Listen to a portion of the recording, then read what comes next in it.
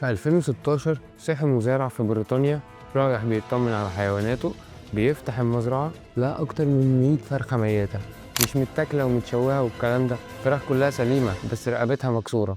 ولما رجع الكاميرات اكتشف ابن عرس واحد هو اللي عمل كل ده. دخل بهدوء وفضل يقتل في اللي عايزه وياكل في اللي عايزه ومشي.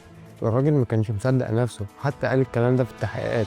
العلماء شايفة إن الحيوان ده عنده معدل أدرينالين عالي قوي، نشاط عصبي مفرط، غريزة هجوم شبه دائمة.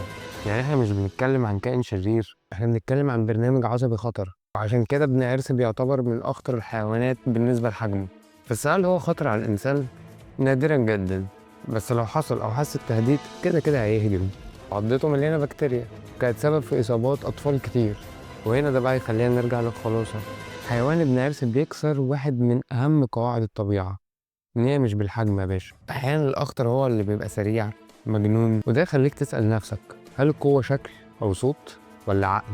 والسؤال هنا بس ليك في الآخر، عمرك في يوم واجهت ابن عرس؟ متنساش اللايك، سبسكرايب، سلام.